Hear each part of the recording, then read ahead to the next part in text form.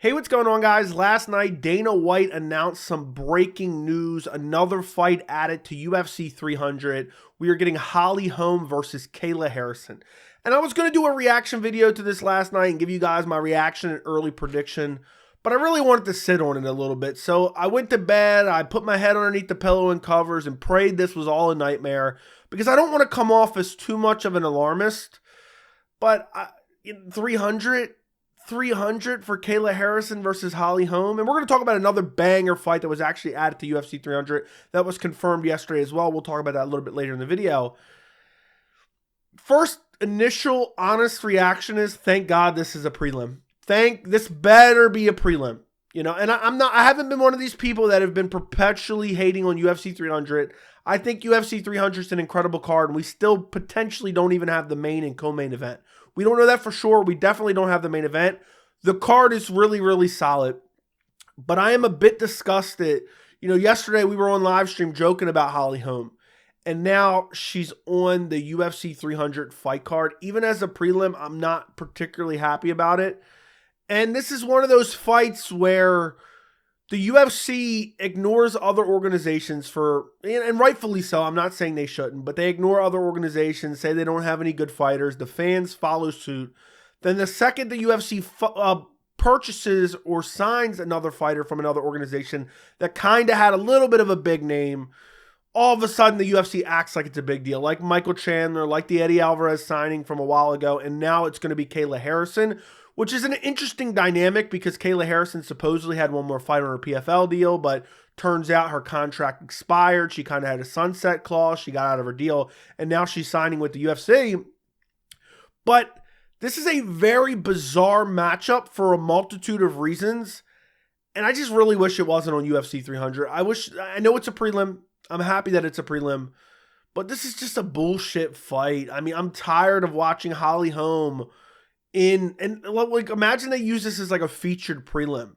Make this as the very first fight to open up the card. I want Kayla Harrison versus Holm opening up the main card because honestly, this is a shit stain on the UFC 300 prelims. It's a shit stain, especially when you have like Sodiq Yusuff versus Diego Lopez, which we're going to talk about later in the video, which was also confirmed yesterday. That's a banger fight. You compare that, you look at the other prelims, Bobby Green, Jim Miller, Devison Figueiredo, Cody Garbrandt, Bo Nickel, Cody Bumditch, and Calvin Kattar, Aljamain Sterling. We're going to have Holm versus Kayla Harrison. And it's at bantamweight, which the bantamweight division needs some new talent. But honestly, my second initial reaction to this fight news when I heard the news last night was this fight isn't happening. Kayla Harrison has never fought at bantamweight, okay? She's been fighting at 155 forever. 155, not even 145. The last time she fought at 145, and I believe it's the only time she fought at 145, was back in November of 2020. So we're talking over 3 years ago was the last time she weighed in at 145. She famously said in an interview that she would have to chop off both her legs just to make bantamweight. She is ginormous. It's not going to happen. It's not going to happen. So I don't think this fight even happens, to be quite honest. I'm happy that it's on the prelims. At the same time, I'm not happy that it's on the prelims. I wish it was on any other card, to be quite honest. I'm not one of these people that have been like hyper defensive of UFC 300 as in like, oh, it needs to have this card or it shouldn't have Wei Li Zhang or Yan Xiaonan. I haven't been one of those people. I've been very happy with the way UFC 300 has been shaping up in terms of an all-time great card. I think people have a bit of unrealistic expectations. But I just really think the best analogy I can use is this is the yellow canvas for UFC 300. That's what I look at as Holm versus Kayla Harrison. It's a bit of a disgraceful fight, and it kind of makes no sense because Holm is 42 years old. She's coming off a loss against Mayra Bueno Silva. I don't care if it's a no contest. It should be a loss. She lost. She's boring as hell. When has Holm ever been in an exciting fight ever? People say she's still riding off the coattails of a win over Ronda Rousey all the way back in November of 2015. 9 years later, she's riding off the coattails of a head kick KO over Ronda Rousey. And then after that fight, she lost 3 in a row. 3 in a row. And my biggest fear with this fight is that the UFC decides to elevate this to the main card. And hear me out. The reason I'm worried about that is I'm worried they're going to try to revive the women's featherweight division. that they should have been trying to build for years now, that they never built up, that they basically just let Nunes beat up, blown up bantamweights. I'm scared they're going to say Holly Holm, Kayla Harrison, vacant featherweight, women's featherweight title. And that is what I'm truly terrified of, because if they do that, then they're going to elevate it to the main card, and I really don't want this on the main card. I'll never forget the UFC trying to sneak Miesha Tate versus Lauren Murphy on UFC 276's main card. Luckily, one of them pulled out. Thank God for that. And, I just look at this matchup. You're looking at 42-year-old Holly Holm, who's been in boring fight after boring fight after boring fight outside of the ones she's lost. She's trading wins and losses. She's fighting for undeserved title shots just because there's nobody else. And then she's fighting Kayla Harrison, who I understand has a bit of hype behind her, but she's on a one-fight win streak, and she beat Aspen Ladd in her last fight and didn't even finish her. Fight before that, she lost to Larissa Pacheco. So, I mean, that's her first loss ever, but still, it's like, now we're going to sign her? Where was Kayla Harrison years ago when we wanted to see her against Amanda Nunes? And I just really think, and I know people think I shit on the UFC too much, but I'm just trying to give you my honest opinion from all angles.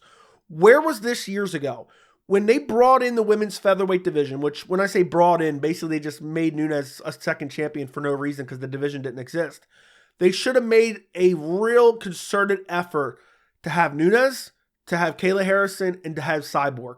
Then you could have had, 5 or 6 other filler featherweight fighters, and you could have had an interesting division. At least with that trio, they could have all fought each other. And now we're signing Kayla Harrison when she's just recently lost a fight, then took some time off, got a win against an Aspen Ladd who didn't belong in the UFC. Now we're signing her, maybe because the PFL got tired of her collecting $1 million checks for no real return. Don't get me wrong. I wouldn't mind Kayla Harrison in the UFC, and if she can make bantamweight, and supposedly Dana White says she's made multiple test cuts to 135 and they've been successful. I don't believe that for 1 second, by the way. But if she can make 135, she's saving the 135-pound division. Because women's bantamweight, I talked about it in my takeaways video for UFC 297. You want to go check that out? Go check it out.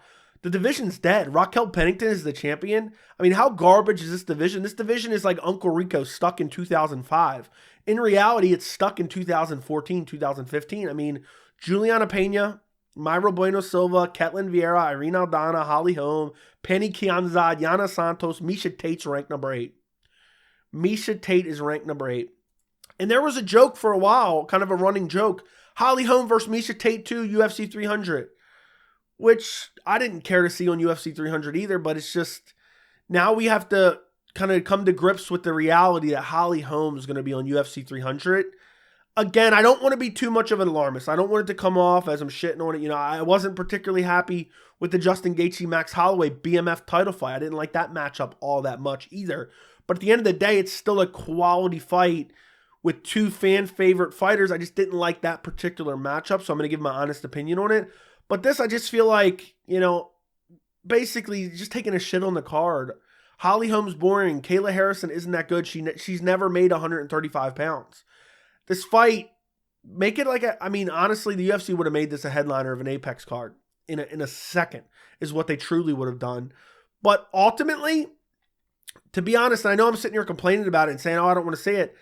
I think it's just hogging up a spot on UFC 300. But at the same time, I think it's going to end up getting canceled anyway, unless they elevate it to a catchweight or elevate it to a featherweight matchup. Because I don't see, Kayla Harrison's huge. Have you seen pictures of her? She is humongous. She is huge. I mean, she is muscular at 155. How is she cutting down to 135 pounds? That is 20 pounds. She hasn't made 145 in 4 years. So I don't know if it happens, but if it does happen, Kayla Harrison, let's say she can make 135, and let's say she can make it without, crazily depleting herself, which we'll talk about here in a second, that she's going to reign over the division. Honestly, I think she easily outgrapples Raquel Pennington. She outgrapples Juliana Pena most likely. Juliana Pena versus Kayla Harrison would be interesting because Juliana Pena just never quits. But I think if she can make the weight cut, I think Kayla Harrison can reign over the division. Maybe we have an Amanda Nunes come back. Chris Cyborg has been talking about coming back, but she's still under contract. So maybe she saves the bantamweight division and makes it moderately interesting. So that is kind of the silver lining of this matchup. But overall, I don't see how she makes 135 pounds. I really don't see it. She said it in the past. Supposedly she's made these test weight cuts. I just find it hard to believe she hasn't made 145 in 4 years. And now she's going to all of a sudden cut to 135 when she is hugely muscular at 155, been fighting at lightweight. I find that really, really hard to believe. And what honestly annoys me about this is the UFC is going to hype this up. Like, Kayla Harrison, you've been waiting for her to make her UFC debut. It's like, yeah, we were waiting for her when she was undefeated. You know, we were waiting for her against Nunes, potentially. Now we're getting to see it after she loses to Larissa Pacheco. Now we're going to see this matchup, and she's coming in against the dead body of Holly Holm, who just circles and circles and clinches.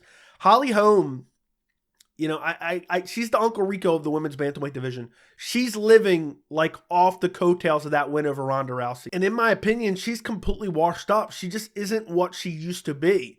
She isn't as fast. She isn't as fluid with her striking. She's never been particularly exciting, and we're supposed to get excited about a Holly Holm matchup on UFC 300. All I have to say is thank God this is a prelim. But honestly, early prediction, as crazy as it sounds, if Kayla Harrison does make 135, I think she'll be a zombie. So at that point, I think there's a legitimate rationale for picking Holly Holm in this matchup. But I'm going to say Kayla Harrison will beat Holly Holm. I think she'll out-grapple her. But I may end up picking Holly Holm. Even though I think she's a dead body, I don't trust Kayla Harrison to make that weight. And I think Holly Holm was like, you know what? At 135, we like our chances because she's going to have a very tough weight cut, a weight cut that she's never made before. So I'm going to say early prediction, Kayla Harrison out-grapples her in a 3-rounder. But I may change my mind to Holly Holm depending on how she looks during the weight cut. Now, one other fight that was announced for the UFC 300 prelims was Sodiq Yusuff versus Diego Lopez. I am hyped for this matchup. Diego Lopez getting a big jump up now. You know, I know he had the Movsar Evloev fight on short notice, but now he's fighting number 12, Sodiq Yusuff. Now, there was a rumor for a while that we were going to get Diego Lopez versus Bryce Mitchell, which I absolutely love that matchup. But Bryce Mitchell obviously stepped in and then got brutalized by Josh Emmett, so that's not happening. But Diego Lopez, from the very start of us starting to kind of hypothetically assemble UFC 300, I thought, okay, the perfect fight card, the perfect prelim fighter for UFC 300 is Diego Lopez. Looked incredible in his last fight against Pat Sabatini, destroyed him. Looked incredible against Gavin Tucker. Looked good even in a loss to Movsar Evloev, who's now a top-ranked featherweight on short notice. And now he's getting number 12, Sodiq Yusuff, who's coming off a loss to Edson Barboza. Could have won that fight early, gassed himself out. I think it's an incredible test for Diego Lopez. And I think it's going to be very interesting to see how they match up on the feet. I think Sodiq Yusuff has a clear striking advantage. Sodiq Yusuff's super well-rounded, though. Decent on the ground as well. But Diego Lopez is jiu-jitsu. And he's so aggressive with the submission attacks. I think this is literally a perfect prelim for 300. I don't know if this is going to be the early prelims or the actual prelims. We still have to see how the actual bout order shapes up. But I love this matchup. I think it's perfect matchmaking by the UFC.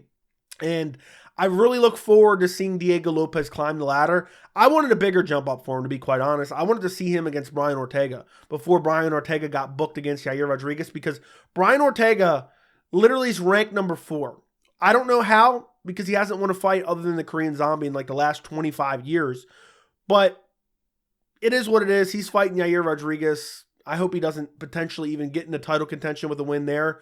But that's a rematch. He's already lost that fight, so we'll see how he does. I would have loved to see Diego Lopez versus Brian Ortega. Get Diego Lopez right up towards that top 5 immediately, because if Volkanovski continues to reel off some wins, we're going to need some fresh meat. We have Movsar, next up Diego Lopez. Like, literally, I'm imagining a world where Volkanovski beats Topuria, next up is Movsar Evloev. If Volkanovski beats Movsar, next up Diego Lopez. Obviously, you have to reel off 2 or 3 wins in between now and then. Obviously, time has to elapse between now and then. But I think this is a good step off. Let's say Diego Lopez beats Sodiq Yusuff, which I will be picking Diego Lopez. But I do think that's a very tough fight to pick. Next up, I want to see Diego Lopez against a top 10 opponent. Then in the fight after that, I want to see him in like a number 1 contender fight. So I absolutely love that prelim. I have nothing bad to say about that prelim. I do think people are being a little bit too harsh on UFC 300. You know, I've been saying for 3 weeks now, people are complaining it's ruined. We still don't even have the main and co-main event yet. But ultimately, I don't love the Kayla Harrison-Holly Holm fight. I do love Sodiq Yusuff versus Diego Lopez on the prelims. I think Diego Lopez is a fan-friendly fighter who I think could actually become a superstar if he can continue to win. It seems like a lot of fans are really gravitating towards him. So I'm very interested to see him test it on a full camp against a top 15 opponent in Sodiq Yusuff. Early prediction for that, I'm going Diego Lopez via submission. I don't know. We'll see when we get closer. I'll do a more in-depth breakdown, but I'm going Diego Lopez. And for the Kayla Harrison Holly Holm fight, I'm going Kayla Harrison, but I'm not super confident in that because of the drastic weight cut for Kayla Harrison. But let me know what you guys think about both of these fights down in the comments. Thank you so much for watching, and I'll see you in the next video.